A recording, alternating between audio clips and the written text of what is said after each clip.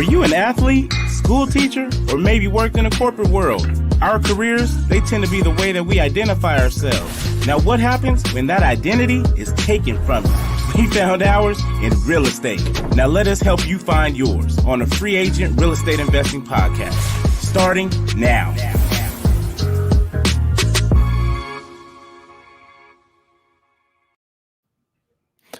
Welcome to the Free Agent Real Estate Investing Podcast. I'm your host, Stratton Brown. And I am your other host, Michael Butler. Guys, thank you for joining us. Man, I'm excited for today. I'm trying to promote this more on all of our, my hair's a mess. Like on our meetup groups and like on my email list, right? Yeah. So we can have more people coming up and asking questions because you have no idea how much pushback I got from saying, bitch, pay me for my time. And all I seen that, bro. It was kind of wild. Right, it was wild, right? But then I was like, then Klein's like, Strat, you go live 3 times a week, and people can ask you all the questions they want on there for free. Yeah, because you're giving them that time. I'm giving you that time. All you were asking was for them. And most all questions can be answered on the lives. And then again, if you need serious help, it's like, bro, we got a deal. It's about to close. We don't know what to do. Reach out. But like all of your basic questions, I'm telling you right now, we can answer them all right here. No problem. We're going to get it done. So for everybody tuning in, if you do have questions about real estate, about wholesaling, about business, ask them on these lives. I know Mike's going to start going live. You should be going live 3 times a week. Should be going live. But hey, look at here. My business comes first. Oh, take that back. My family comes first. My business. And then from that point, I'll worry about giving you guys a little bit more of my time. But until I got those 2 things ironed out, man, I'm not in a rush to be able to hop on all these live streams and stuff like that. That's why we do it right now, right? This is the one time slot that I have that's dedicated to make sure that we're able to bring value to everybody. And so that's why it's important that they do get on here, or you guys do get on here and you ask those questions. We'll pull them up on the screen, and we'll 45 minutes to an hour, man. And we just give you guys of our time weekly. So anything other than that is just a bonus. So let's start off with your hiccups you're having with switching over your CRM, bro. Why do you want to start with with the things that are bringing me stress right now? Okay, what's bringing? I guess this is the real, right? This is the this is a serious problem. You have no idea how many times I've switched shit over. Yeah, and then I'm like, fuck. All right, everything's dead for 2 months. Right, switching over CRM, switching over calling systems, switching over call center, switching over texting softwares, switching over anything. There's always a lag in progression because you got to get everything dialed in. Your team has to learn it all again. So I will say that we've done switches from different marketing platforms that we've used.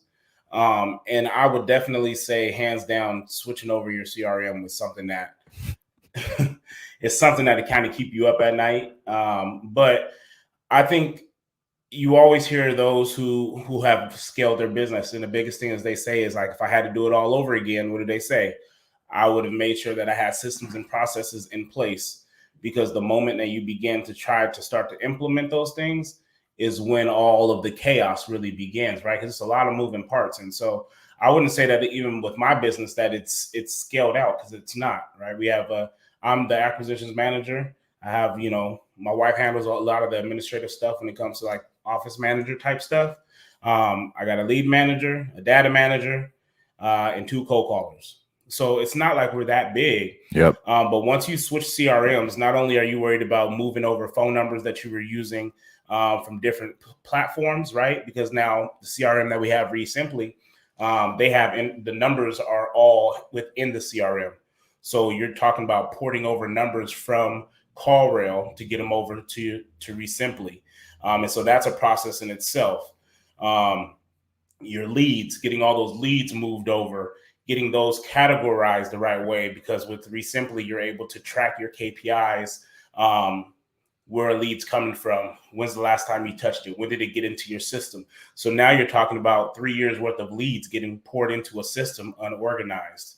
So what's the best way to kind of get through those? What's the best way of following up with those people and stuff like that? And then you start implementing systems and processes on how things will get done, or the flow of a lead when it comes into your CRM. How do you want that to take place? Who do you want to delegate a task to? what are you expecting from that task? Once that task is completed, what is the outcome?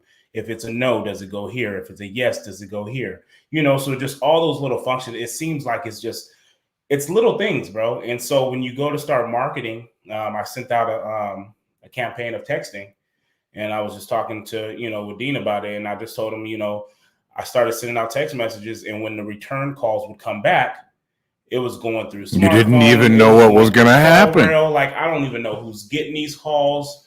I don't know where it's forwarded to, how the lead is coming in. Like, so we just had leaks all over the place. And so at this point, it was just getting all that stuff arranged, man. But I know that it's for a reason, right? It's a good thing. It's a good thing to identify a lot of this stuff early, and it just means that we're growing. I think that's the benefit.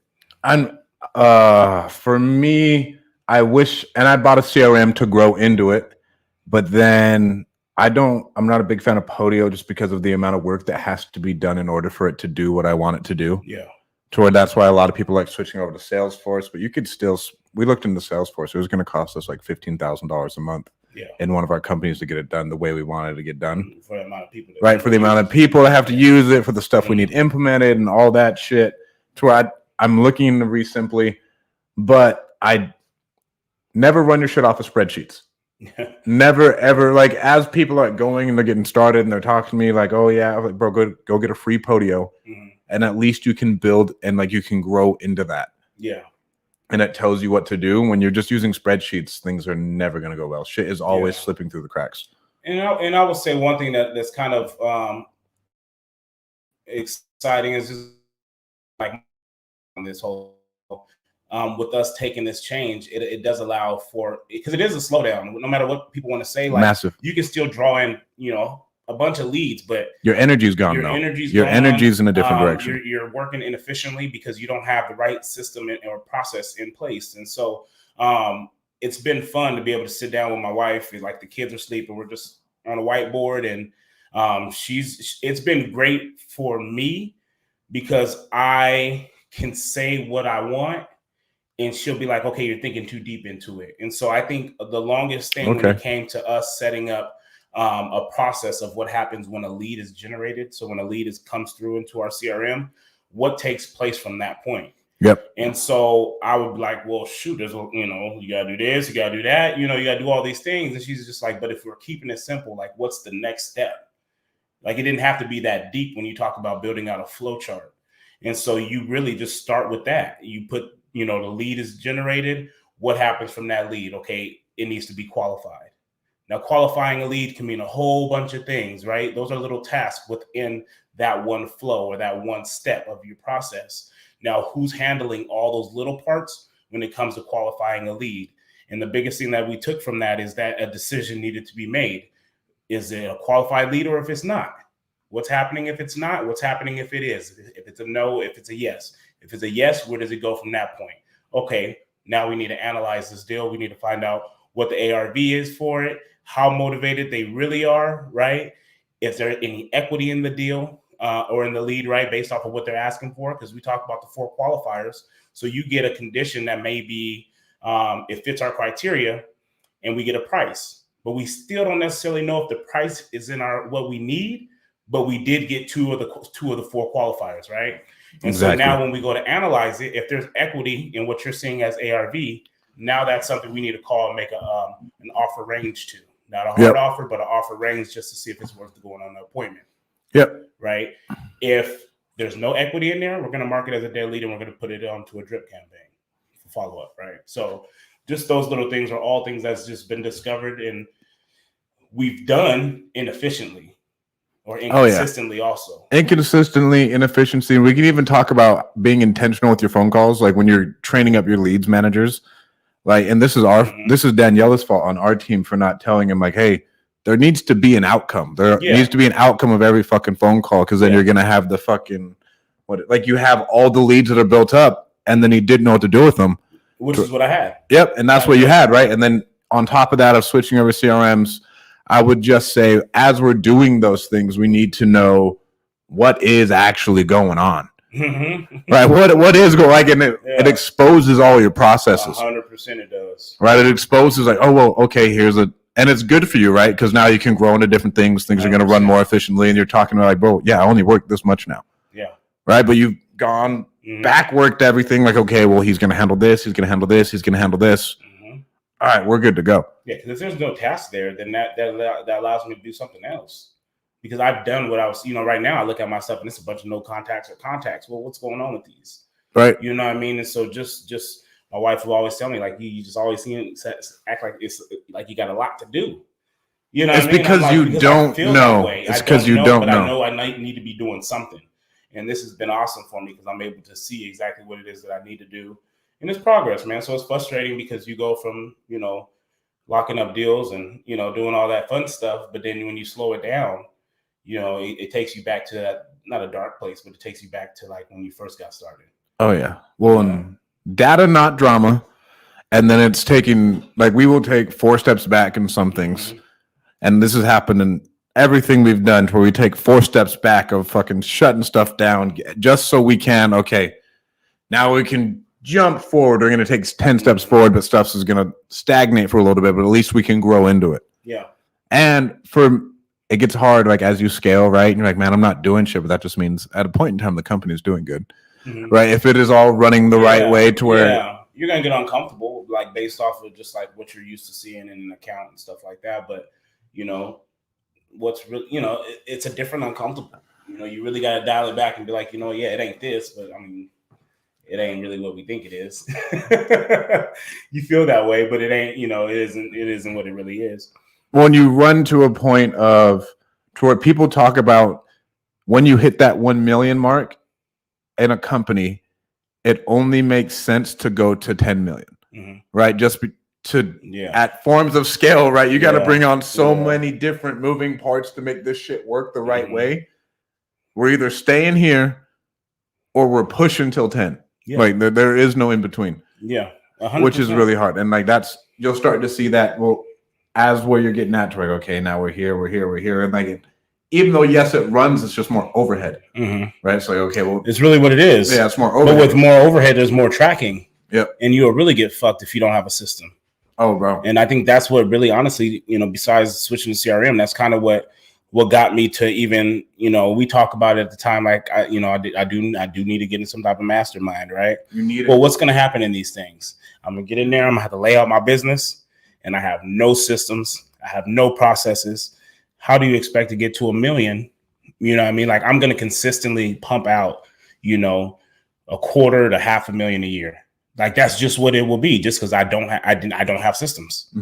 You know what I mean? Even though I'm still doing the work of $1 million business, you know what I mean? If you think about it, it's just so inefficient. Yeah. So there's leaks. So now what happens now? So what I've decided is that, I've seen you scale a business. I've seen plenty of people around me scale a business. And what's the first thing they always talk about? Systems and processes. But because I don't know it and I'm not good at it, I've kind of pushed it off. Right. Oh, you run away from it. You run away from it, right? I'm like, I'm still good, bro. I can still close deals, bro. I can still go on these appointments, making good money still close, all these good things. But it's like, okay, well, now what's your goal? What's your goal? And then when you go to those masterminds, you're like, oh, fuck, what's good money? I'll be damned if I sit in there. I'm about to go on year 4. Right. I'll be damned if I sit in one of those masterminds on year 4 and don't got no systems and processes. Right. And then you start to get exposed. And like, if it's a good mastermind, I'm like, bro, what are you doing, 100%, son? bro. Like, what is you doing? What are you doing? You don't take this shit seriously, do you? You know what I mean? Exactly. So I think, I scared myself into it. I think that's a good thing, though. Oh, yeah. And, bro, I think joining the mastermind will be huge for you, right? Just, bro, for me, I don't know shit. Yeah. I don't know a damn thing. Number one, I think the masterminds have helped me like go and build a network to where I can like shoot someone a text message to ask them a question to solve my problem. Yeah. To where I've built that relationship with them. They're my friend. I offer them stuff. They offer me stuff. Cool. And then you can go and take away 5 different things you can implement right away. You're like, oh, hell yeah. And it makes a world of a difference. Well, think about what I'm building out right now. When you really think about it, what I'm trying to build out right now, you go on a mastermind, bro. Everyone in the room, damn near. They already have it. They already have it. So they already know. So I'm struggling with something that I could literally go get the answer for. And so I think that was an eye opener for me, and just I think that's going to be dope. It's going to be dope, like being able to do it with my wife, though. I think that's with her being like the office manager type admin over things like that. Mm-hmm. I can go somewhere and get motivated and hear of all these solutions. But when it comes to going to go implement these things, like she's going to be the one right there with the notebook. You know what I mean? Like that's just her. Yeah. You know, so now you're talking about, you know, really taking something and really implementing what you're getting from these places. So I'm excited. I'm excited about that future. And we got some questions on here, man. Now, what questions we got, bro? My laptop died, bro. So we got my man Steve Card. What's going on, Steve? He said if it's a no, it may be a yes later. Hell 100%. Yes. And notice I said when we go to qualify that lead, if it is a no, it gets pushed as a dead lead, but it also triggers a drip campaign for follow-up. So we'll follow up with that one. And touch everything in your CRM every 30 days. Yep. 100%. One way or another. Okay. We got Nico Garcia. What's up, fam? He said masterminds are awesome or amazing. So you and Strat would know a little bit more. I seen the one that you went. I see you went to Pace's Pace Jam. Him and Chase just went to Pace Jam. That looked awesome, dude. Anything with Pace, bro, seems awesome. Right. Stuff with Pace was good.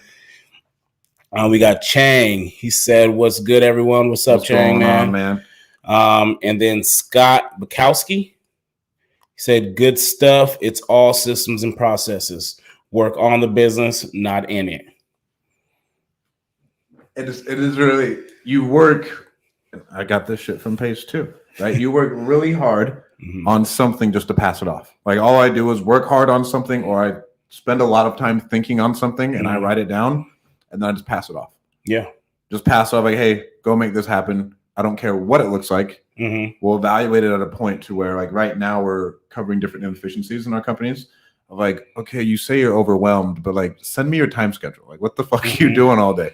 And then like you need to do it for yourself. You do it for your teammates and you can look at it like, okay, well, yeah, I gave the autonomy to do it, but we have inefficiencies here, and here.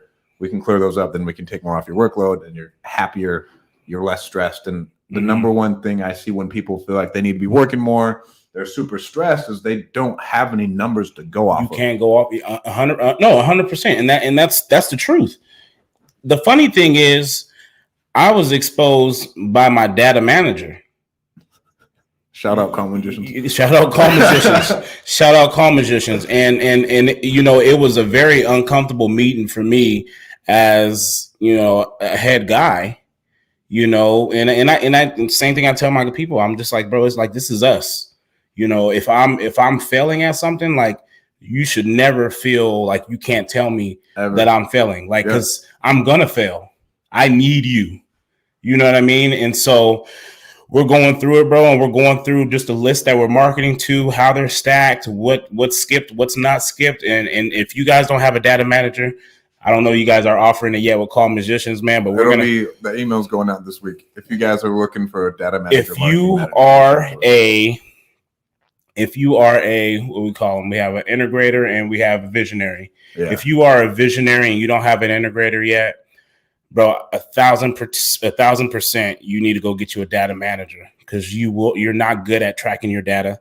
A lot of they're trained in REI Sift. They're trained in REI Sift in the batch lead stuff, but we put everybody through predictive index, right? Yeah.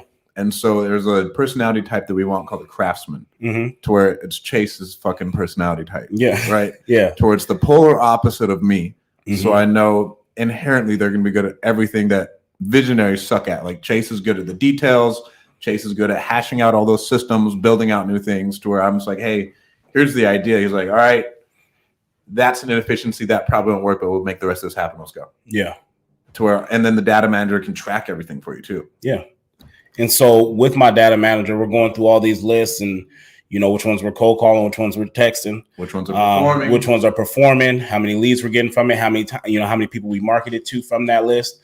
And we're showing, he's like, pull up the last 30 days.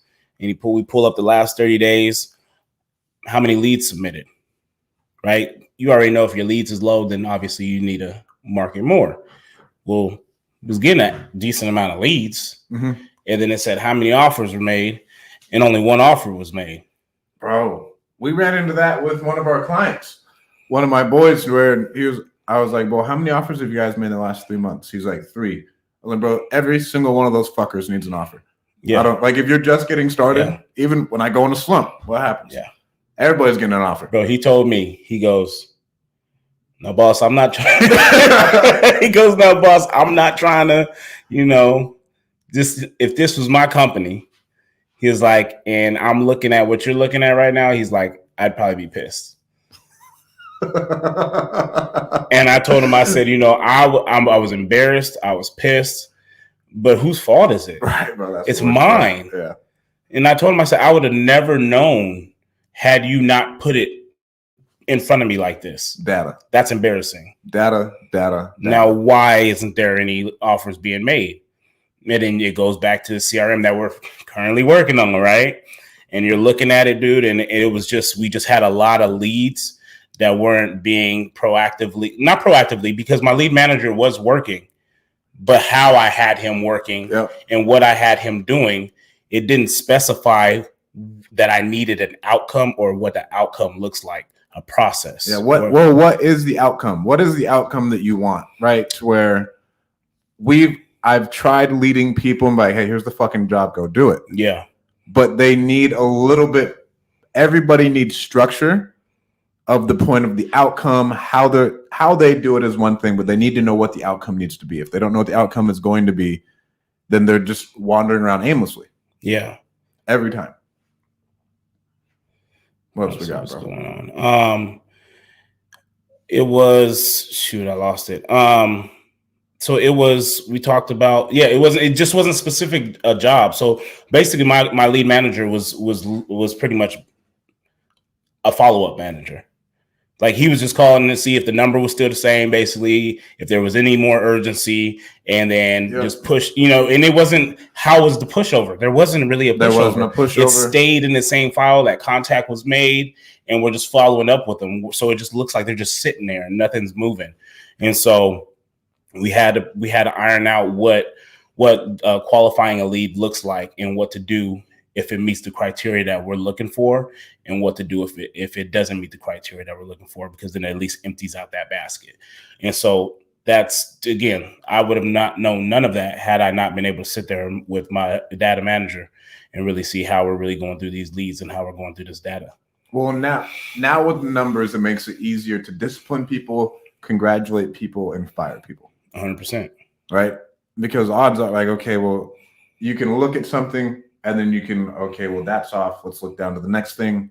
Nope. All those are good. Now to the next thing. Okay, that's what it is. Yeah. Right. And then at least when you're having issues, you're not freaking out. Yeah. And it's good to see it all. Like I said, me and my wife, we put together this whole flow chart on the whiteboard. And at the end of it, it was more like, okay, well, this is what you just doing. You just doing that, right? That's the way it should be. And that's the way that it should be. But when you look at the whole flow chart, it was like, bro, I was doing all of that. Yeah. And when you put it out there and you actually look at how the hell can you be good doing all of that? Well, you got to take it out of your head too, is one thing that I think most of us struggle with, is taking all of those processes. That's why people like hire on Gary Harper. Mm-hmm. Gary Harper comes and talks to you for $15,000 a day. Yeah. And he's like, all right, what's going on? What do you do? And then their team just process maps out the whole thing. Yeah. So that way you at least know what's going on. Yeah. So where you can see, like, okay, where's the breakdown? Where's the inefficiencies? And then like, what can I pass off? And then am I operating in my unique ability? Because it's easy to correct that. Like once you have a process, or just a system, not even a process. If you have a system on how things go, and maybe I'm intertwining those words, to me, process is how something is done, and the system is, well, I couldn't even tell you. I would assume like a process is more of like the details within how you do something, and a system is how it kind of flows, how it gets done, right? And so if you have a system in place that shows step to step on what takes place, yes or no, right? It goes to this, it goes to that. It's easy to find what's going on in your business and be like, okay, this is taking place when a lead is getting qualified. Okay, now who's in charge of qualifying a lead? This person and this person, right? Okay, now what part of qualifying a lead are we lacking at? Oh, it's the comping of the ARV. Well, who's in charge of the ARV? Okay, now how are you finding ARV? oh, that's a simple fix. You gotta go back more in time. Yep. It's easy to identify that at that point. But when you don't know, it's like, did you comp this one or did I comp it? Well, yeah. When people don't have fucking roles, bro. Yeah. We've run into this too, where I was like, who the fuck is answering our emails? Who is answering our emails? Yeah. And then like 4 people raise their hand, like, well, that's our fucking problem. That's our problem. No, 100%. I'm freaking out. So, I'm mad, but it's my fault. Because I didn't be like, oh no, this is your job. This is a part of your job criteria. You say it in football all the time, in sports, bro. Do your job. Do your job. Don't worry about it. Right now, I'm worried about everybody else's job, and I'm not even doing my job. I got the flats. You know what I mean? Like, bro, like you got the curls, bro. You got seams, bro. I'm in the flats. You know what I'm saying? Ain't no skipping here, bro. Just stay in the flats, bro. You know what I mean? But that's hard, bro. Giving people, and that's why doing all this, like, it helps you scale more, because then the person, this is what you're doing, and then nothing falls through the cracks. Mm-hmm. One thing that I have seen is if you give 4 people like the same thing to do, then there's massive inefficiency. Yes, but then like nobody's focused on that one thing. Yeah. And then it falls through. And like, let's say with call magicians, like the customer service, to where I'm so anal, like if an email comes in, I want that bitch answered in 5 minutes. Yeah. Like, I don't care. Like, just get to them. We pride ourselves on customer service. Yeah. If we have 5 people answering the email and nobody knows who's like really dedicated jobs to do the email, then how is anything going to get done? Yeah. And then we interrupt 5 different people's patterns in their jobs and throw off all their workflows to where, okay, bro, quit being insane, sit down, think, how can this one person do this, and create it a part of their day. And now you're upset with them because they didn't do it right. Right. And then, well, yeah, I'm upset, but then like I have to sit there and think. Half of my conversation with mentors is telling me to quit being a lunatic, right? I'm like, bro, how do you expect this person to do this? If I can give it to someone else, make it their dedicated job, and call it a day. Here we go. So then we got Nico. You guys are speaking. Here we go. You guys are speaking truths. Hey, man, hey, that's what we're trying to do out here, man. We got Dino. He said, yo, this new video quality is changing between you both of you is nice. Thank you. Shout out, Jake. Shout out Jake, Chris. Man, and Chris. We wouldn't have been able to do none of this without them, for sure. For sure. Right, takes the right team, right? Everyone doing their role. And then we got Miguel Sanchez. What's up, man? He said, what's up, guys? Keep up the great work and keep the conversation going to open eyes to new investors. 100%, man. That's the goal. Bro. Appreciate that, guys. I'm trying to think. What have I bitched you about lately? What have you bitched me about? Yeah, what have I bitched you about? My business? About my business. No, about your business. Oh, my business, man. I feel like you always bitching at me about something.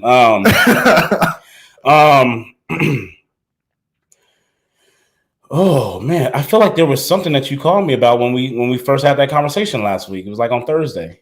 Most of my shit, bro, is based off of numbers and not tracking numbers fast enough. Yeah. Right. So the other day, like, we're starting to look at our P&L weekly. Did you call me about something about shit? I'm a little upset that I can't remember what it. Cause you called me when I was on my way to football. I mean, yesterday you were venting. You're like, I just need to vent. So maybe that's what it was. You were just venting. Yo, that was about our social media company. Oh, okay. We hired on somebody to post, and I paid her to scroll through social media for at least an hour a day and send new content ideas to all of our editors. I think we have like 6 people on our team now. Like, they'll cut all this up and edit it and post it out to everything else. Yeah.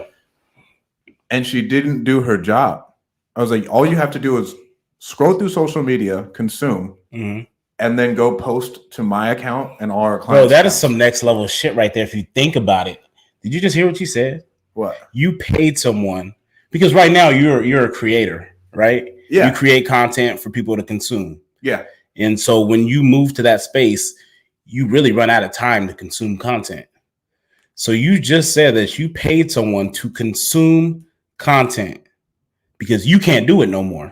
I mean, I can, but we still want different eyeballs. Yeah, but you're paying someone to consume. You go spend your time on social media, because I no longer have no time to spend on social media consuming. And then you just let me know what you get back from that. Like, that's wild as shit.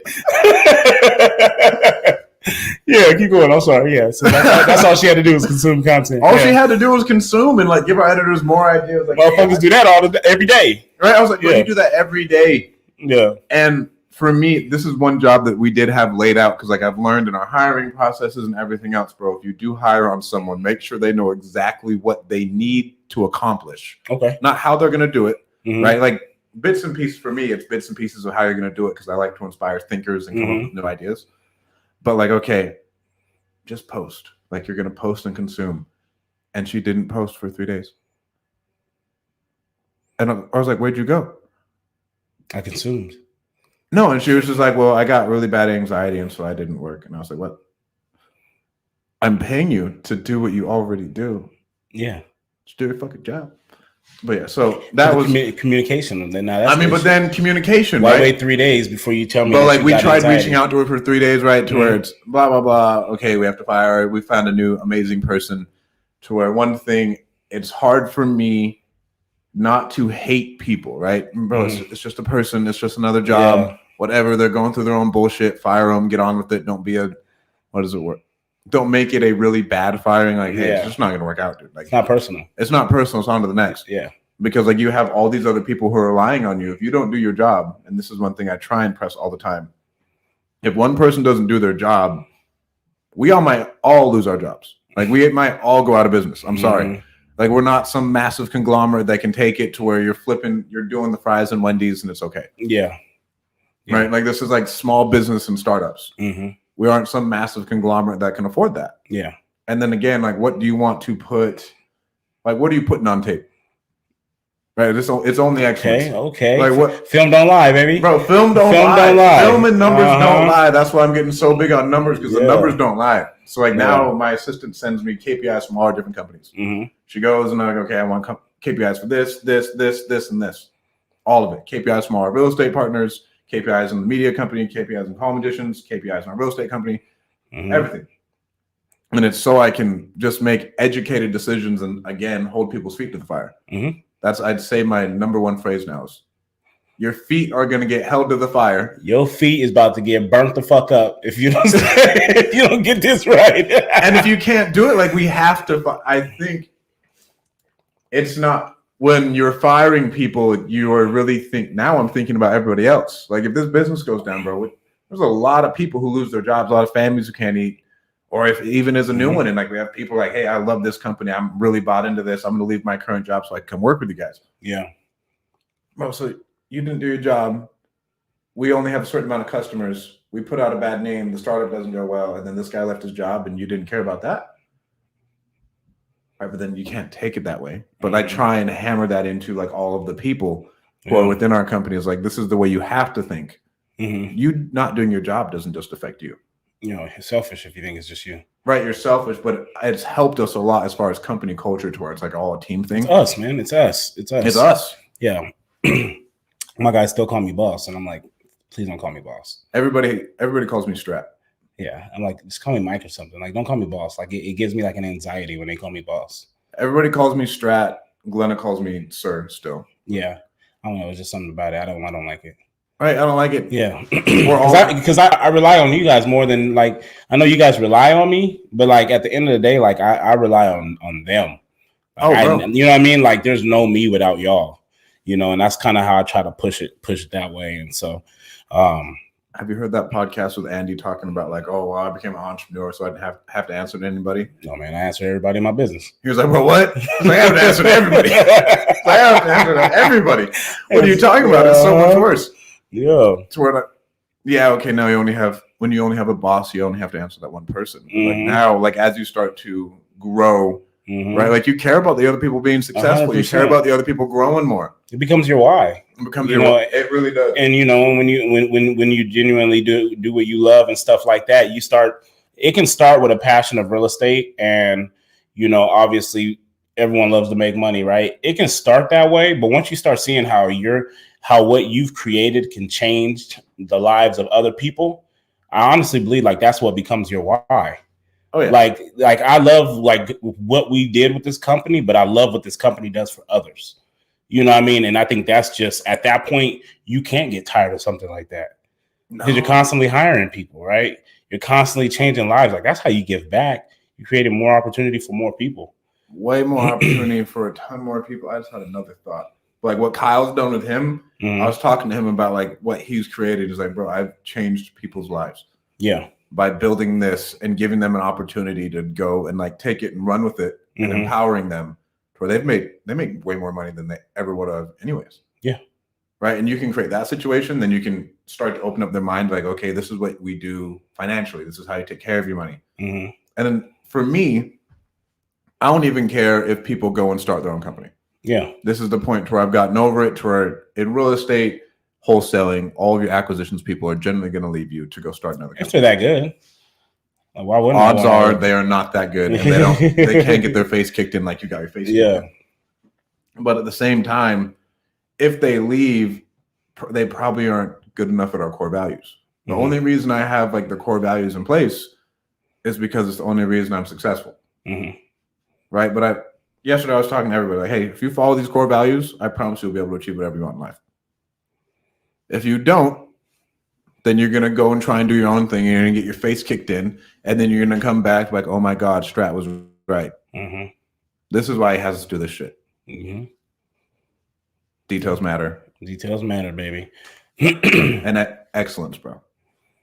Football really did play a big part in like my business. Oh, 100%. So it's funny because you say that, right? Because last night we're laying around and we're watching, it's like a 49er Insider or whatever. You guys know I'm a Niner fan. And so they were talking about Trey Lance. And they go and they start talking about just how no one really knew, like there was no hints or anything like who they were going to draft. You know what I mean? They had all sorts of shit out there. It was because they moved up. Yeah. So thoughts was obviously they're going for a quarterback, and at the time there's 3 great quarterbacks up there. 4 quarterbacks, and including him, that could have been taken. So you don't know who they're moving up to get, right? And what kind of jumped out at me, I had no idea who the hell Trey Lance was. And so watching this, I'm like, okay, I'm trying to learn a little bit more about him and stuff like that, besides what I've learned moving into the draft. And they just talked about how, his work ethic as a younger kid, just always having success and just really his core values from home. Right. And him going to North Dakota State, that became it was a commitment, and he started recruiting kids to go there with him. Even though towards the end of his recruitment in high school, he was about to get an offer from Boise State and a lot of other schools.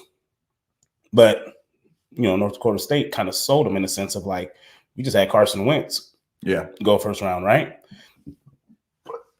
And so from that point, it was like, okay, so I know I can go to the league from here. He then got other people to commit and go there too. Then got all this other notoriety to go to other schools. He chose not to go because of the commitment he made to everyone else. Yep. So he still stuck to his commitment of going to North Dakota State. While he's there, someone gets hurt. Right, he redshirts. He plays, I think, 2 games or whatever his redshirt year, because you play up to 4. Yeah.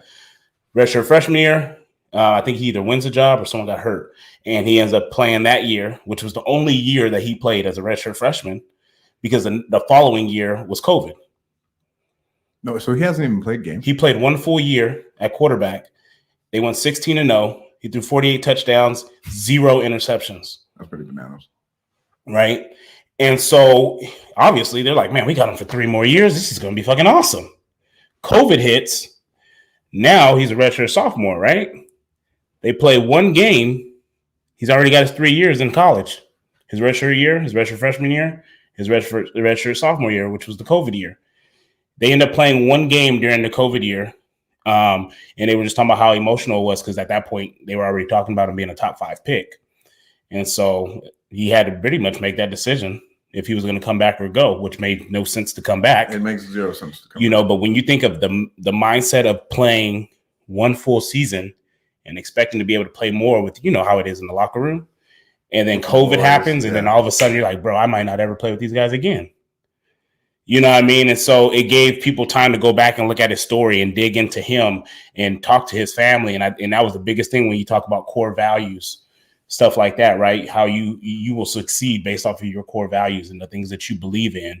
And other people recognize what his core values were, and marching, in a small town of North Dakota or whatever, the city was, when the whole thing with George Floyd took place. He's like, bro, he's probably the top 3 most recognizable people in this city, if not number 1. And he was out there marching. Yeah. And they were like, and a lot of people didn't like it. Oh, a ton of people didn't like it. You know what I mean? But you're talking about your quarterback. Didn't matter what people thought, what people liked. That's what he believed in. And so I think they said that was a huge part in why they were comfortable making a pick with the success that he had on the field. But just his work ethic, and then just his core values and how he was raised. Because you found out that he wasn't going to be someone to do things based off to make people happy. He did it based off of his core values. So when you talk about hiring people based off of core values and stuff like that, that's just real. You can't fail when your core values are fucking awesome. You know what I mean? Yes, you can. No, you can't. Right? It's a double-edged sword because you are always hiring the wrong person. But if the core values align, they should be able to be corrected. Yep. They should be able to land somewhere else in your company. You know what I mean? Like that's one thing that we should be able to find a role for them because you know what? Like you embody everything that we believe in. I just didn't set you up for success in this role. That is weird, right? I'm like, man, you suck at this job. Yeah. But like, I love your attitude. I love your attitude. You're bought in. Like, we'll find something. We'll find something. You work hard, bro. You show up every day. Right. Like I can make it work. It's like a freshman walk-on playing special teams. You know what I'm saying? Yeah. It's like a freshman walk-on playing special teams, bro. So like, bro, you're not there yet, bro, but you got hustle. You're never going to be there, but you got hustle, you got heart. You're going to play teams all 4 years. Yeah. Yeah. And you're going to kill it. You're probably going to be a captain. You know your role. And you know your role. You know what I'm saying? Like, that's important. So, yeah, that's awesome. We got any more questions? We got a Johnny Diaz. He says, Strat. What's going on, Brody? So if I don't got a picture, bro. Yeah, I know. I'm right there with you. If I don't got a picture. Bro, and that's what we got right there, man. If you guys have any questions, feel free to go ahead and drop those down there in the comment box. Yeah, man, drop some questions so we can answer some questions. If we don't get anything, we're just going to keep talking. I'm trying to think where we are on time for 42 minutes right now. Okay, so we got 15 minutes. 15 minutes. It's going to be 15 minutes of fire. Absolute fire. Michael's got some wings with that Red Bull going. Oh, you guys need to come to Cigar Night, right? If you guys haven't RSVP'd yet, I'm stoked about that, bro. You got a spot for me? Huh? You got a spot for me? You got $100? Bro, don't ever disrespect me like that on the live podcast. I was hoping that you were going to spot me. No, it's for charity. Let's talk about the charity that you chose, man. Because I seen that and I thought that was awesome.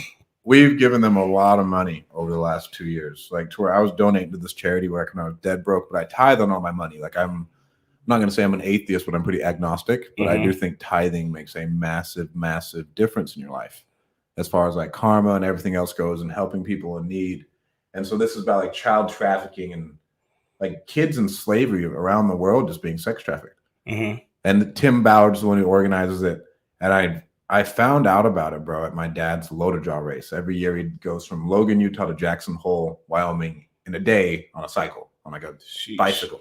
Okay. And he does it for a competition. It's like 250 miles in a day or something. And like I found their card, like they were just like sponsoring the event. And so I went and talked to the people, got their card. And bro, it's for me, like that's something I feel passionate about. And like if we can help make a change, I just think about like my kid. If someone takes my kid, then my kid's a sex slave for the rest of his life. Yeah. Or your daughter's, like anything else like that. It makes me want to fucking cry right now.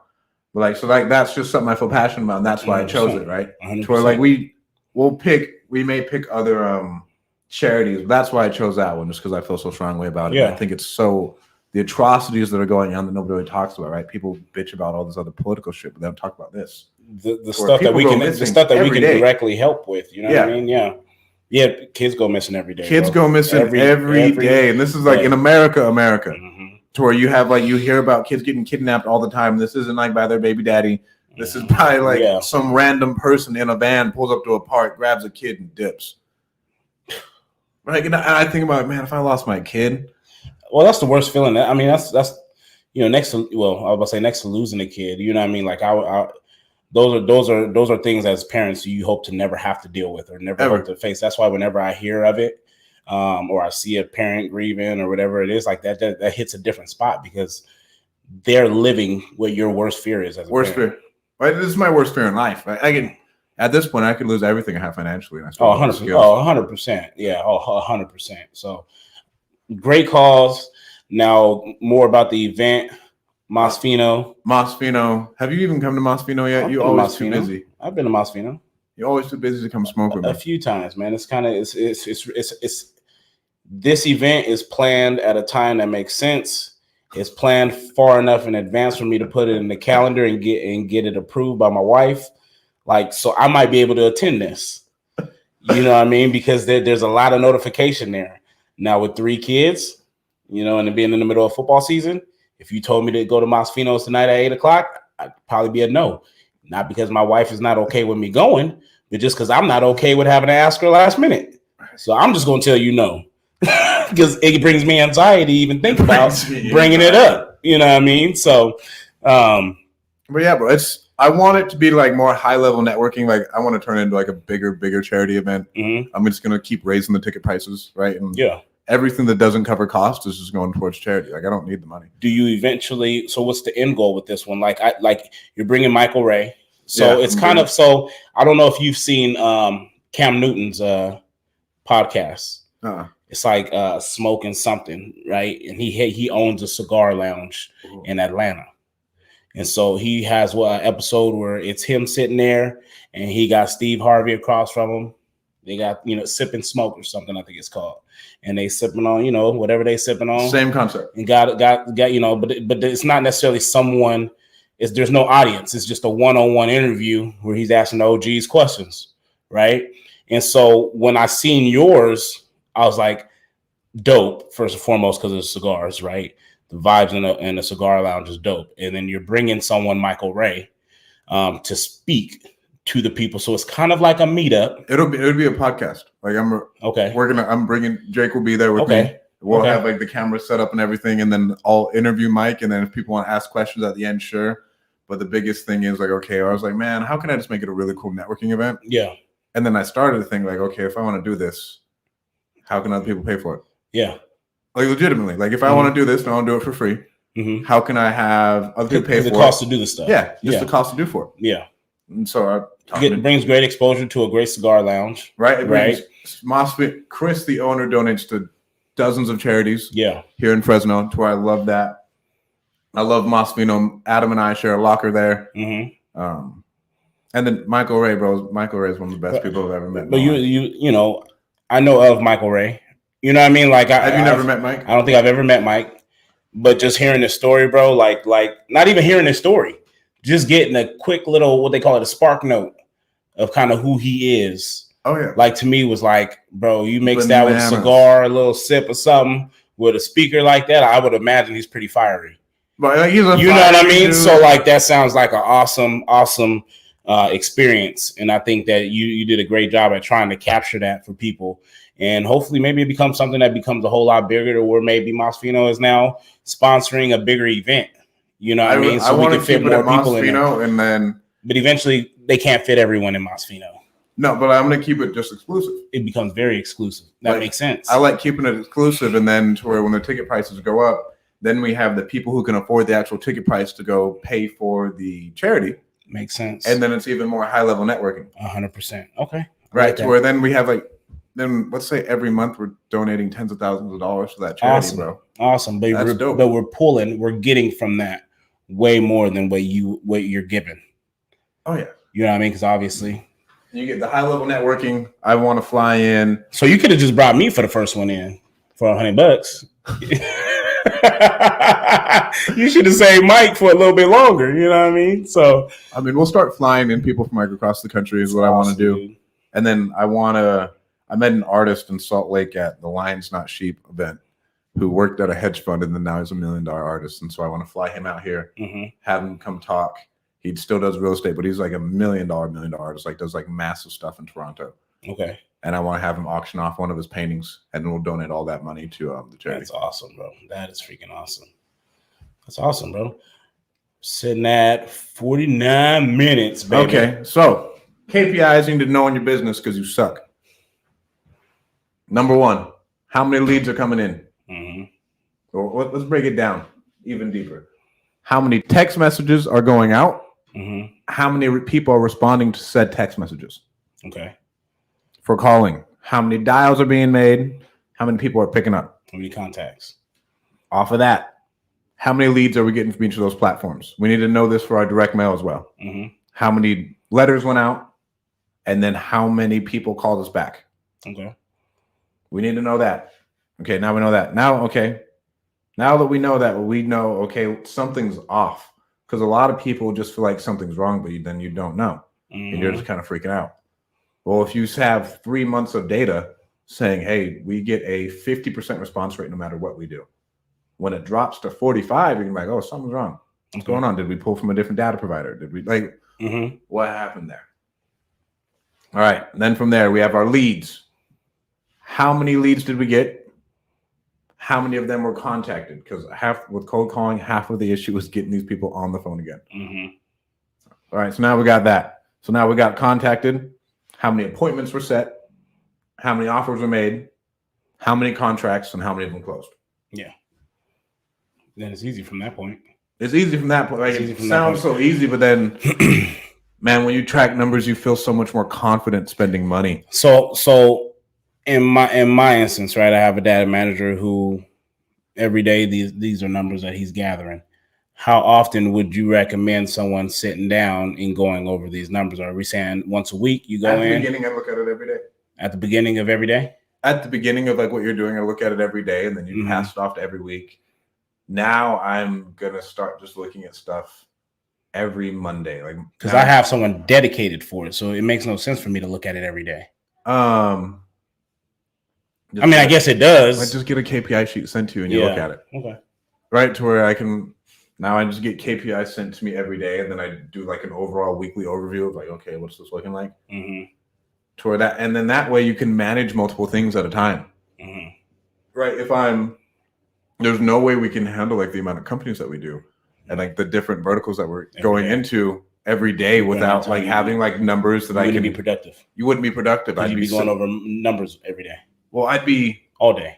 I wouldn't feel confident in what I'm doing because I couldn't be like, okay, well, so you need to make this many posts, we need to have this many videos edited, and then we've talked to this many clients for this company.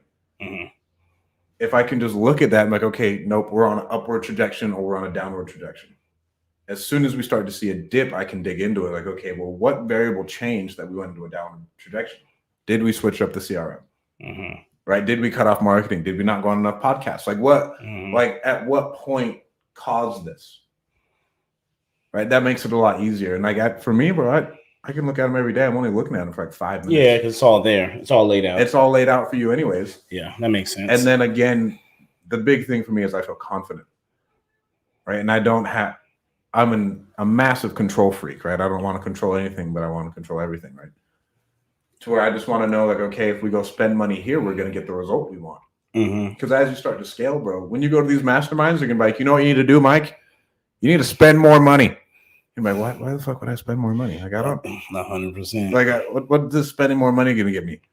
Right? Then you can't feel confident, like, okay, so for every $3,000, we get a deal and it gets us this many leads. When you have that dialed in, you can be like, okay, I can go get an Amex. Guess we're going ham. We're dropping $50K on the Amex. Yeah. Over the next 3 months. And I know it's going to get me X results. It's going to get you X results. Yes. It's going to get so it's not even a risk. It's not even a risk, right? It's a calculated risk. And you can reverse engineer it. You know you're good to go, right? Yes, real estate has all those variables, but then like we can feel confident making these decisions. Mm-hmm. That's true. And I'm starting to do more P&Ls. What's up? Legitimate P&Ls. Let's get more into it. Yeah. Okay, go ahead. No, like I just told you that. More profit and losses, like as you get. Okay. Based off of yeah, because we have an idea of kind of what it. There's Stratton math, and then there's real math, is what I found out.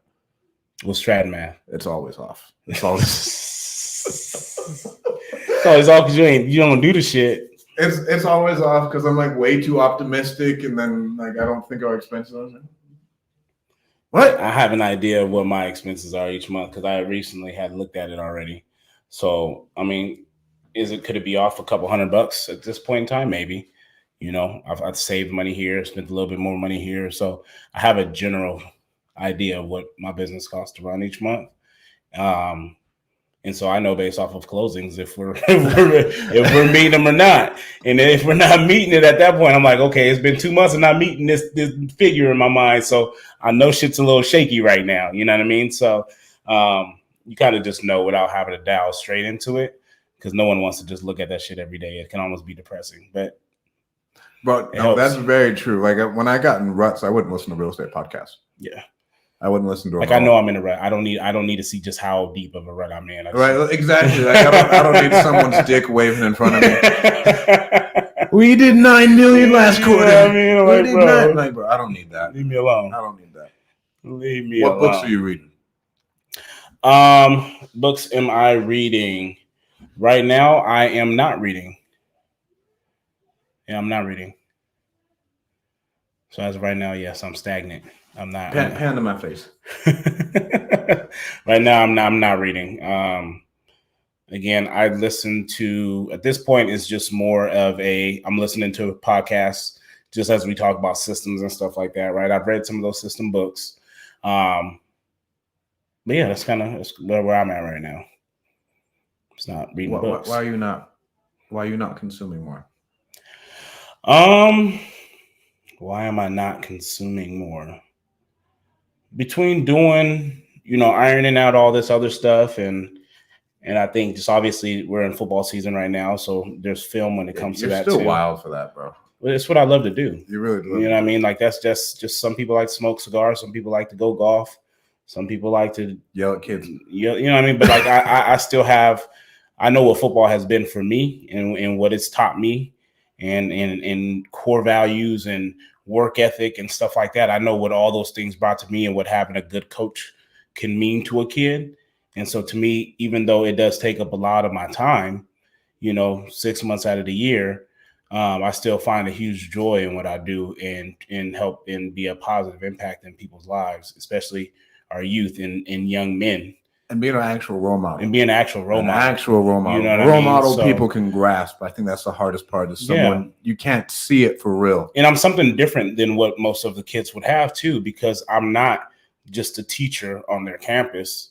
If I have a view on something that I don't think is right, I can actually speak up on it because I'm not afraid of them firing me. Right. Because I'm just a coach. I'm just a coach. I don't have to be here. I don't have to be here. So if something's wrong, bro, I'm going to say something's wrong. And that's just what it is. I recently got in trouble about, really?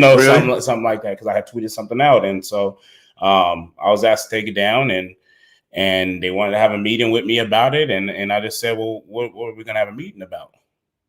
You know what I mean? And just to talk about, I guess, just the way that, it can be perceived.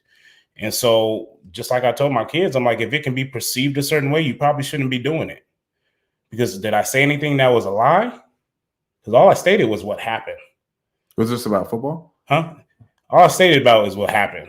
Okay. And so my thought is behind that, if what I had posted made you feel offensive or it can be perceived in the wrong way, understand that what you did just wasn't right. Because what do your parents tell you? Your parents tell you if something that you're going to do, if someone can take it the wrong way, you probably shouldn't be doing it. No, I don't agree with that whatsoever. I do. I think people are way too soft and everybody's offended. No, because the person is sensitive about what it makes them look like based off of me stating the actions that took place off of something and how it can be perceived. The actions shouldn't have never taken place because the way that you think that it can be perceived is exactly what it looks like. So you shouldn't be doing it. Like, it's not just like I'm looking at it from this angle, you're looking at it from that angle. Like, no, bro, it is what it is. Like this, it is that's what it is. Happened. You may not feel like that's what it is, but like, that's how we all see it. You're the only one that don't see it that way. And you got in trouble for that? Huh? And you got in trouble for that? I'll just ask to take it down, which I'll do. But my message was sent. I don't know. But that's at the same time why I'm my own boss. Yeah. Well, because I love what I do still. Like, you know what I mean? Like, I'm going to speak up about like what I think. And I want to make sure the message is received, which it was. And that's why I was told to take it down, because when you're dealing with, kids, start getting screenshotted and posted and tagged all over social media. And so that's what happened. Phones started ringing off the hook. And it was like, where did it come from? Oh, bro, ask him to take that down. So the message was sent. I mean, you deal with a bunch of bureaucrats all day. Yeah. Yeah. So, and I think it's more intimidating because you can't just fire me. Right. It's really intimidating when they don't have any power over you. Yeah. Well, you know what's really crazy is politics and how these people only make $80,000 a year and they get off on controlling what you can do in your business. Mm-hmm. Like even the people here in like Fresno, mm-hmm. to where I'll talk to you about it afterwards, of like some of the different politicians getting off on like halting people's like deals. That's wild. Altogether. And like halting everything, and just because they can, just so they can feel powerful. On a person. On multiple people. To where like the political game of like, and again, like it goes into a completely different dynamic to where I try and check power and like everything that's going on with us. But like, Sheesh. bro, they make $80,000 a year, but they get off on, and yes, that's a decent amount of money, but like they get off on like control and power and being able to like, you know what, you're fired. You're never going to work in the school district again. Cool. But like, again, I can be like, okay, cool. Great. Like, great. Yeah. That's why I'm so against like cancel culture. Yeah. I agree. All right. We got to start wrapping this up, man. We're at an hour. We're at an hour. Okay. We don't want to take up too many people's time. So, cigar nights. What night is cigar nights? September 30th. Okay. 8:00. We will have alcohol there. We will go buy a cigar from Masfino. If you're drinking alcohol, don't get too trashed. Don't get messy, bro. Don't be messy. Please don't be messy. Don't get messy, man. If you're a messy drinker, just don't come. This is a professional event. It's professional. We're there for a good time. We're there to learn. We're there to network. Have a great time, man, and just. We'll get messy another time. I'll throw a different event. This ain't it. I promise you, we'll all get messy. I'm the number one person who likes getting trashed. And then I tell you guys, reach out to us if you have any questions. Like, send us your questions so we can answer them on the podcast, or me and Michael answer them on Instagram or anything else. But I think people, like, it doesn't let people answer it on their timeline, right? But like, send it out. I guarantee you, half the time we're on here bullshitting. To where if you had questions, it'd probably serve you more. Like, you don't care about our opinions on shit. You care about like, can we help you?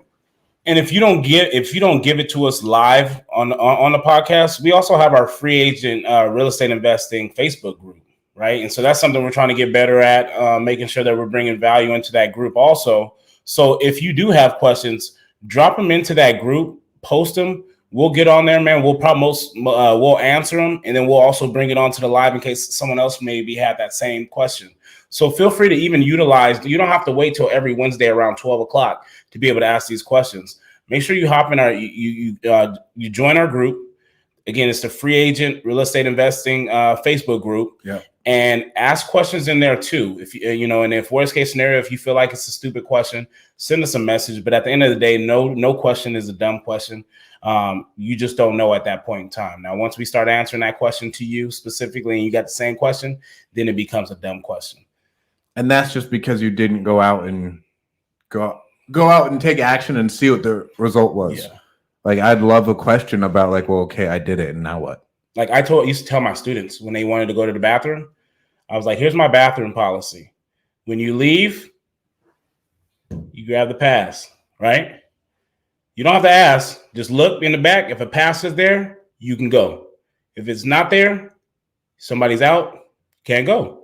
I said, now I know growing up, your teachers always tell you there's no such thing as a dumb question. But if you ask me to use a restroom and there's no passes back there, that is a dumb question. Because I'm telling you right now, if there's no passes, then no, you can't go. So there is no such thing as a dumb question, guys. But really think about, is it something that you could probably figure out like that? And if you just don't know, ask it, man. There's nothing wrong with it. We answer the same questions every day. Google is a very powerful thing. Google is so powerful. And then like my YouTube channel, I put up so much content. I know we have all of our previous Free Agent Real Estate podcasts. There's a ton of content. Yeah. But if you can't get an answer on the Facebook group, if you can't get an answer from us on Instagram for whatever reason, but I respond to all my DMs. If you can't get an answer from, I don't know else where you wouldn't be able to get an answer, man. Like, we'll answer you. We got 4 different ways for you to get answers from us. Let's not be super deep. We'll answer them. We're going to wrap this up. Again, if you guys are looking to analyze deals as a pro, right? Get on Propstream.com. I'm sorry, mainlinecomps.com. That's going to get you your 7-day free trial. That's going to get you onto Propstream, which is going to allow you to analyze comp, find out the ARV, find out all this other stuff, skip tracing, get a hold of the homeowners. It's going to give you the ability to go ahead and start stacking lists if that's something that you choose to do. Creating and building your list. I believe you get 10,000 records a month. So again, if you're looking to analyze deals, go to mainlinecomps.com. And then from there, you get a 7-day free trial. I don't got nothing to plug, man. Well, yeah, I ain't got nothing to plug. Yet. Go out there, do more deals, give more people your lowball offer. Yes, it is a lowball offer. Give it to them. Make offers, baby. Make offers. Thank you guys for tuning in with us. See you guys next week.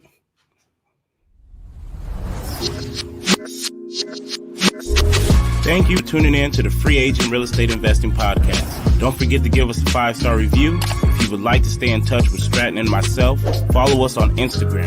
And please be sure to subscribe to our Free Agent REI Podcast YouTube channel and give us a thumbs up.